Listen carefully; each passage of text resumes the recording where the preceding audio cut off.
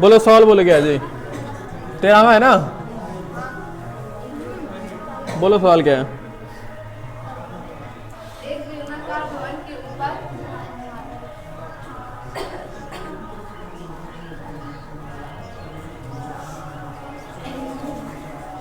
Answer कितना दिया हुआ है? बोलो कुछ।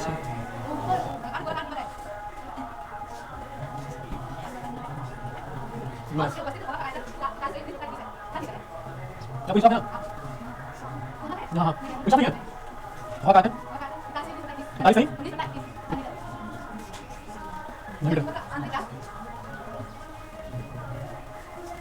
आंतरिक व्यास कुल चाहिए बराबर हो हाँ क्यों चाहिए?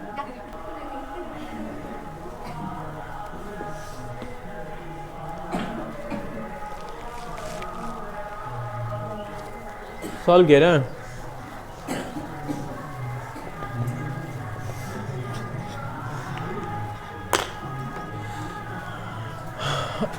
देखो जी शांत रहो। एक भवन है किस आकार का है बताओ? अरे बात नहीं करो जी, तो इससे हल्ला हो रहा है, तुम बात करके समझ में नहीं आएगा। एक बेलनाकार भवन है ना, उसके ऊपर कैसा गुंबद है?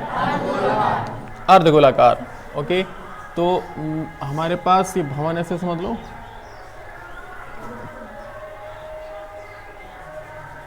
अच्छा कल हम समझाए थे ना वैसे, झंडा बनाए थे ऊपर, याद है?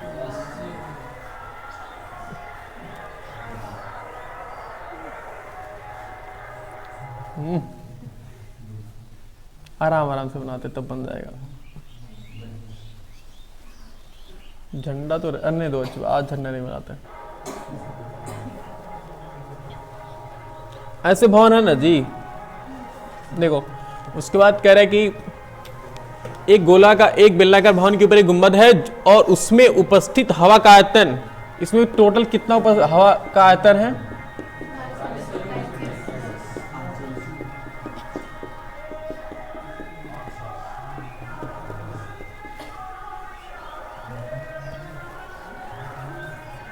बताओ ऐसी कोचिंग कहाँ मिलेगी जहां पढ़ाई के साथ साथ भजन की सुविधा उपलब्ध है?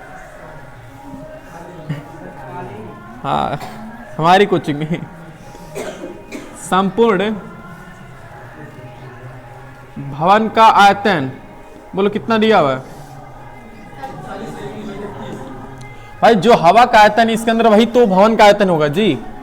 41 सही 19/21 मीटर क्यूब है ना। ओके और क्वेश्चन में कह रहा है कि यदि गुंबद का आंतरिक व्यास, इसका जो व्यास है वो किसके बराबर है? इसकी ऊंचाई के बराबर है ना। तो अगर हमने व्यास को x मान रहे हैं, x मीटर, तो ऊंचाई भी कितना हो जाएगी? देखो आंतरिक व्यास भवन की कुल ऊंचाई के बराबर, भवन की कुल ऊंचाई के बराबर है, ये है। समझ पा रहे हो? ओके गुंबद के लिए पहले बात करते हैं। अरे एक मिनट पहले लिख लो। माना गुंबद का व्यास, माना गुंबद का व्यास बराबर कितना मीटर? x metre. तो भवन की कुल ऊंचाई भी कितना हो जाएगी? तो भवन की कुल ऊंचाई बराबर x मीटर हो गई। ओके अब एक बार हम गुंबद के लिए काम करेंगे, एक बार हम इस बेलनाकार भवन के लिए काम करेंगे, फिर दोनों के आयतन को अलग अलग निकाल करके दोनों के आयतन को जोड़ देंगे तो हो जाएगा ना वहां से। ओके गुंबद के लिए, गुंबद के लिए हम लोग काम करेंगे सबसे पहले। तो गुंबद के लिए मुझे बताओ त्रिज्या कितनी है गुंबद की? 1/2 होगी ना जी। व्यास हमने कितना माना है? x। तो गुंबद की त्रिज्या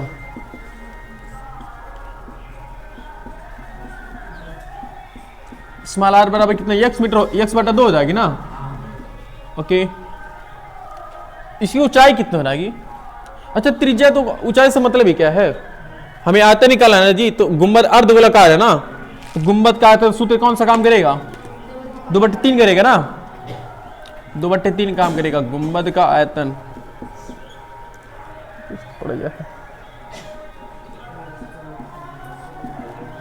2/3 पाई आर क्यूब, ये सूत्र बनेगा।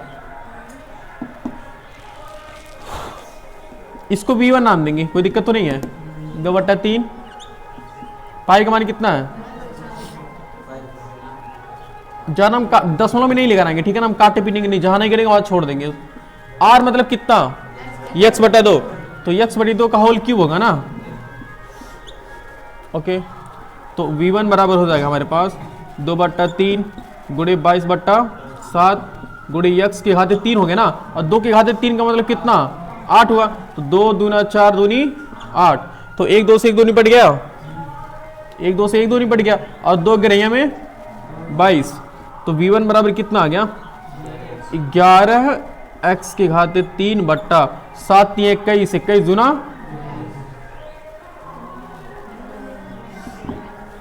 देखो, और इतना मीटर क्यूब होगा ना जी। ये किसका आयतन निकला है? गुंबद का आयतन निकला ना। अब बेलनाकार भवन के लिए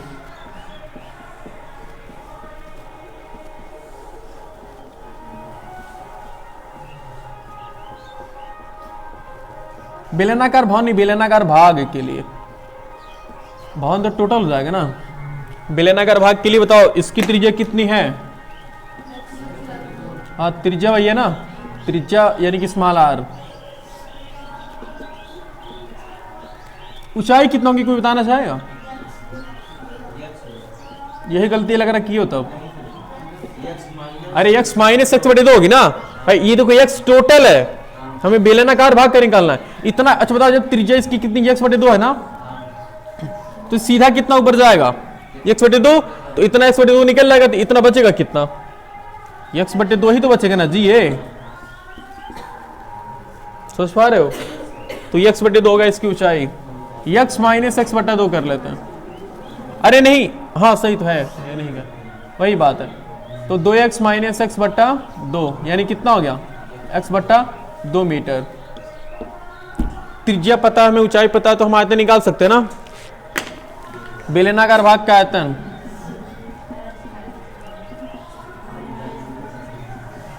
बेलनाकार भाग का आयतन सूत्र कौन सा काम करेगा?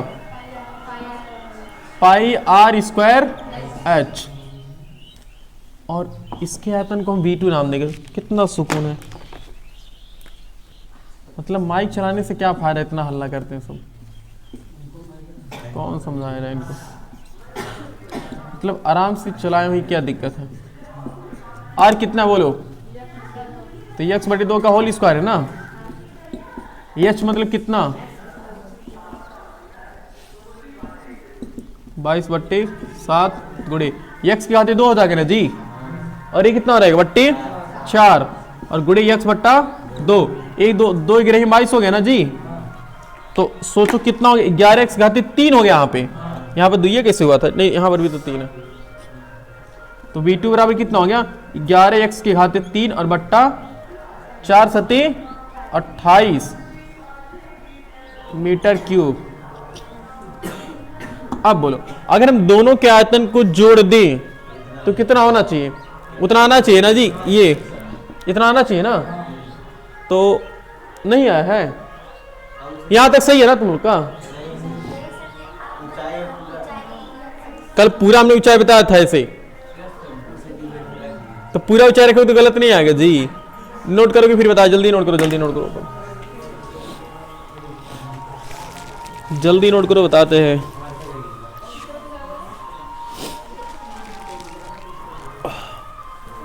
देखो जी, अब भवन का कुल आयतन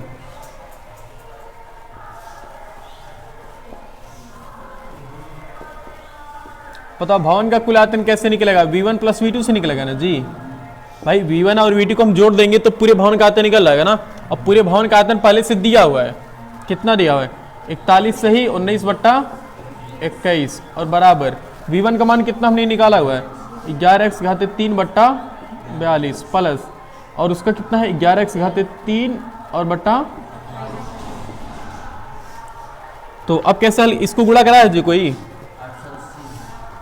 और 19 जोड़ करके भी पूरा 880 आएगा, और बट्टा 21 बराबर, इसका एलसीएम कितना होगा,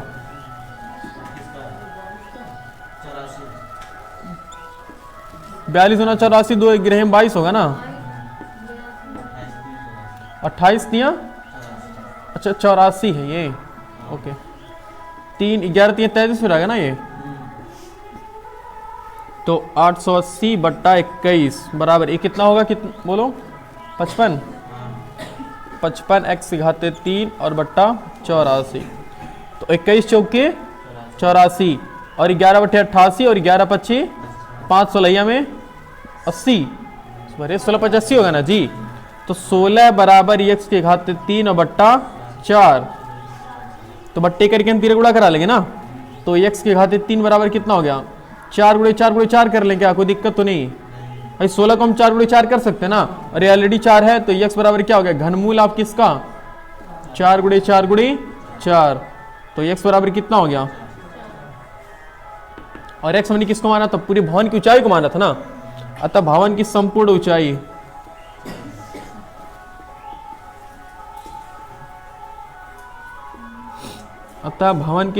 ऊंचाई कितना है, अच्छा क्वेश्चन था, इंपॉर्टेंट क्वेश्चन की कैटेगरी में डाल सकते हो इसे भी,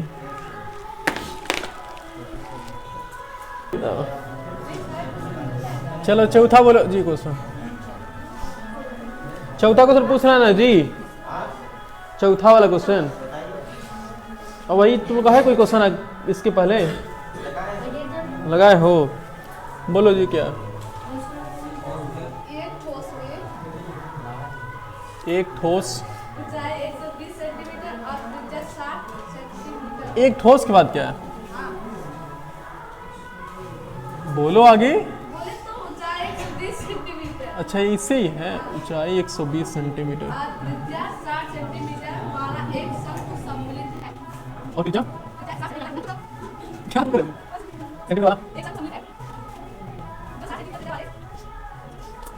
जो 60 सेंटीमीटर त्रिज्या वाले जो 60 सेंटीमीटर त्रिज्या वाले, एक अर्ध गोले पर आरोपित है। त्रिज्या वाले एक आरोपित है, इस ठोस को पानी से भरे हुए एक ठोस को लंब की विधि में भरे हुए एक लंबवृत्ति इस प्रकार से डाल दिया जाता है। डाल दिया जाता है। ये बेलन की तली को आसपास करें। या बेलन की तली को आसपास करें। ये बेलन की त्रिज्या 60 सेंटीमीटर और ऊंचाई 180 सेंटीमीटर है। ये बेलन की त्रिज्या 60 सेंटीमीटर और ऊंचाई 180 सेंटीमीटर है। 180 सेंटीमीटर है, तो बेलन में शेष बचे पानी का आधा ज्ञात कीजिए। शेष बचे पानी ज्ञात कीजिए,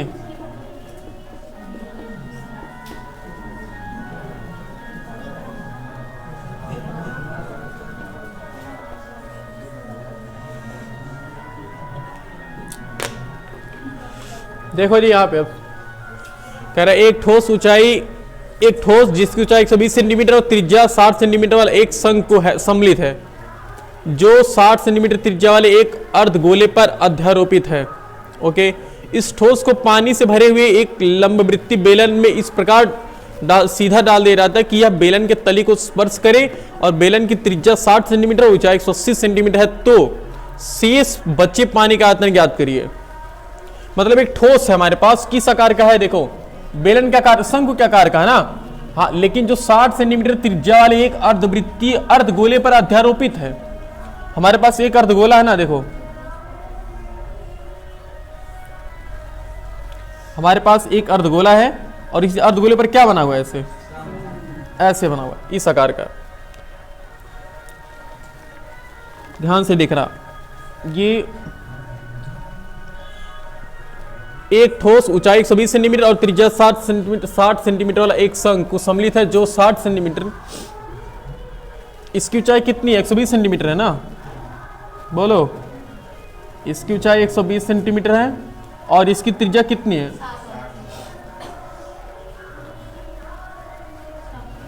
एक मिनट, एक ठोस 120 सेंटीमीटर ऊंचाई 120 सेंटीमीटर और त्रिज्या 60 सेंटीमीटर वाला एक शंकु सम्मिलित है, जो 60 सेंटीमीटर त्रिज्या वाले, ओके, यहाँ कामा है जी, देखो यहाँ पर कामा नहीं है ना, एक ठोस में है, एक ठोस में ऊंचाई 120 सेंटीमीटर और त्रिज्या 60 सेंटीमीटर, एक शंकु सम्मिलित है जो, हाँ एक ठोस में ये, तो ये 120 सेंटीमीटर जानते हो, ये पूरी ऊंचाई है, इतना सिर्फ इतना ऊंचाई नहीं दिया ये, इसकी टोटल ऊंचाई कितना दिया है 120 सेंटीमीटर देखो, और त्रिज्या कितना दिया है 60 सेंटीमीटर त्रिज्या है, दोनों की है ना। देखो 60 सेंटीमीटर त्रिज्या वाला शंकु है और जो 60 सेंटीमीटर त्रिज्या वाले एक अर्धवृत्तीय गोले पर अध्यारोपित है, अर्ध गोले पर आरोपित है, तो दोनों की त्रिज्या कितना हो जाएगी 60 सेंटीमीटर हो जाएगी ना, 60 सेंटीमीटर। अब ये गोला ठोस है, ठोस मतलब क्या, बिल्कुल भरा हुआ है ना, ये गोला एकदम ठोस है। अब इसको कहां डाला जा रहा है, इस ठोस को पानी से भरे हुए एक लंबवृत्तीय बेलन में इस प्रकार डाला जाता है कि वो उसके तली को इस प्रकार डाला जाता है कि यह बेलन की तली को स्पर्श करे। मतलब एक हमारे पास ऐसे बेलन है, को बड़ा सा, ये इसमें पूरा क्या भरा हुआ, पूरा पानी भरा हुआ ना, एकदम पूरा ऊपर तक पानी भरा हुआ, एकदम स्ट्रीम तक, एकदम लबालब पानी भरा हुआ है इसमें।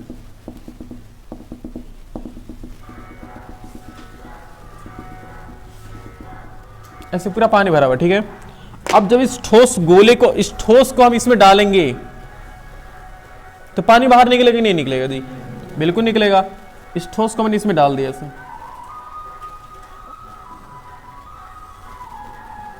ये है, इस ठोस को मैंने पानी में डाल दिया, तो इतना दूर का पानी क्या रहेगा, बाहर निकल जाएगा ना।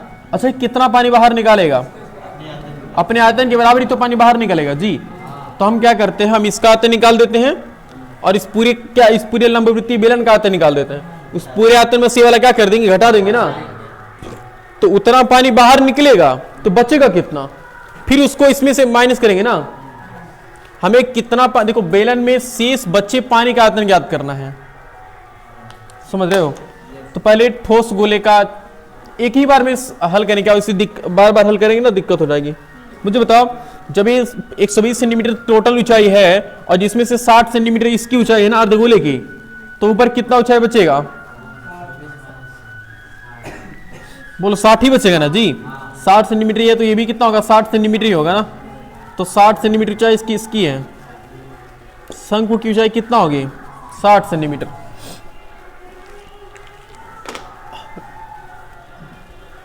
ठोस वस्तु के लिए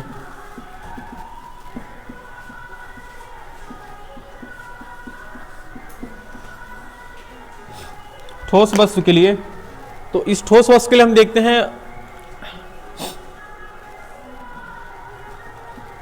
शंकु की ऊंचाई एक ही बार में निकाल दे क्या जी पूरा।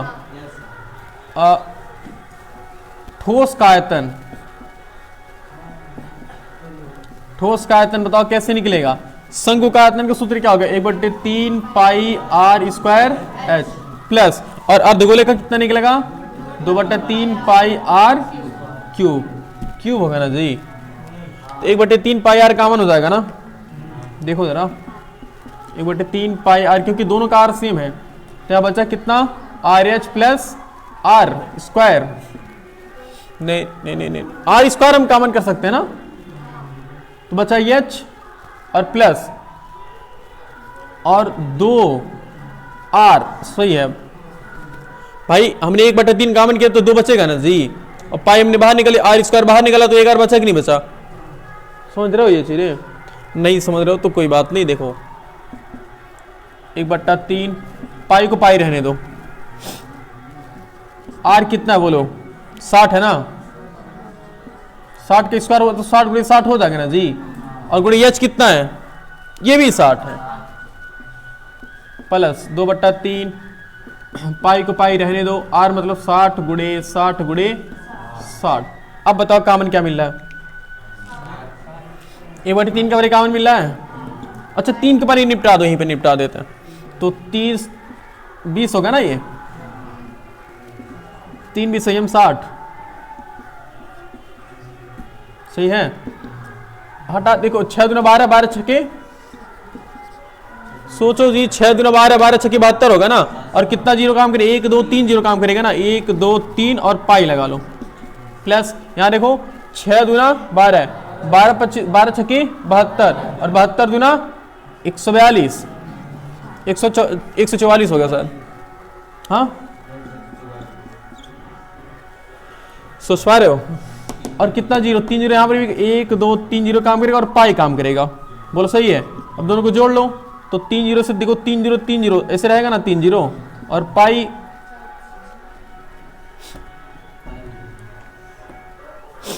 और ये कितना हो गया, कहाँ गया, 4 2 कितना हो गया, 6 हो गया और 4 7 11 और 1 1 2 इतना हो गया ना, इतना सेंटीमीटर क्यूब हो गया ना। ये किसका आयतन है, ठोस का आयतन है। ओके, इस बेलन के बारे में त्रिज्या कितना दिया, बेलन लंबवृत्तीय बेलन,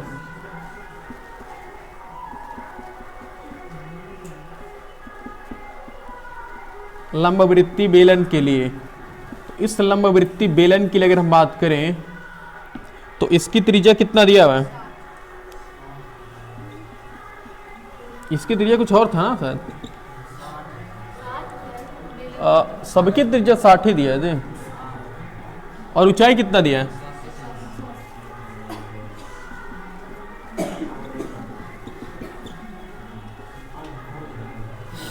ओके।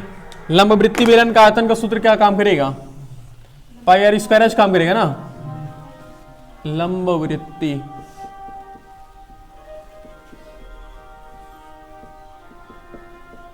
बेलन का आयतन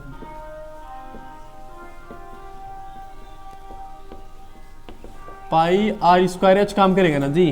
तो पाई का मान है, पाई का मान अभी छोड़ो, पाई को पाई रहने दो। आर मतलब कितना है, 60 गुणे 60 हो गया। एच मतलब कितना है, तो पाई गुणे 6, हाँ हाँ 6 हो गया 36 हो गया और 180, 36 को अगर हम 18 से गुणा करेंगे तो 8 छके 48, 8 तिरिक 24 और 24 4 28, 1 छके 6 1 3, 8 6 14 और 2 3 6, 648। तो 648 और कितना जीरो, 3 जीरो ना और 1 पाई, इतना सेंटीमीटर क्यूब किसका आयतन है, ये लंबवृत्तीय बेलन का। अब बताओ कितना पानी बाहर निकलेगा अगर हम इसको डालेंगे। सोचो अगर इस ठोस को हम पानी में डालेंगे इसमें, तो ये अपने आयतन के बराबर पानी बाहर निकालेगा ना। क्वेश्चन मिटा दे अब।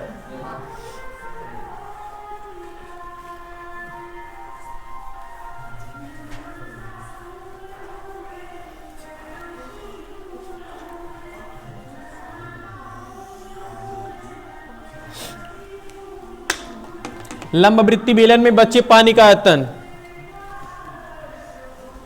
हाँ ये भी सही है ना।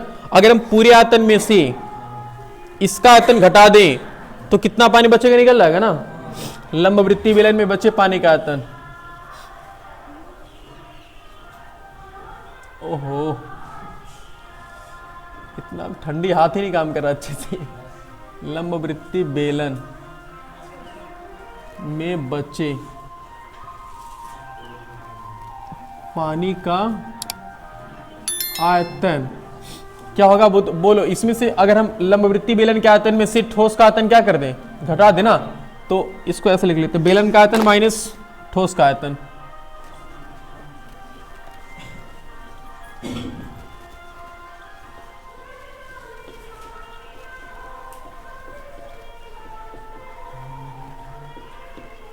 सही है जी। बेलन का आयतन माइनस ठोस का आयतन, और बेलन का आयतन हमने कितना निकाला हुआ है, वो है ना पूरा बड़ा सा 648 और 3 जीरो है ना, और पाई है माइनस, और ये क्या, ये वाला कितना है 216 है, और कितना जीरो है 3 जीरो और पाई है, तो 3 जीरो पाई बच जाएगा ऐसे ना। और 6 2 8 बोलो, और 1 3 4 और 2 4 6, इतना हो गया ना। हाँ इतना सेंटीमीटर क्यूब हो गया पानी का आयतन। अब इसको क्या करें, भाग करें, हल करें। बहुत आंसर देख लो कैसे दिया, मैच करा लो।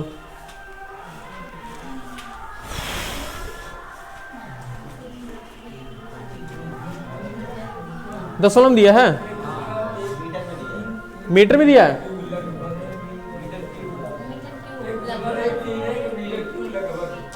मैं बकवास है, तुम नोट करो ये। अब कौन सेंटीमीटर को फिर मीटर की में चेंज करो, फिर 1000 से 10,000 में भाग करना पड़ेगा, फायदा क्या है, छोड़ो। या फिर ला दे दिया आंसर, तो परेशान हो गए भाई।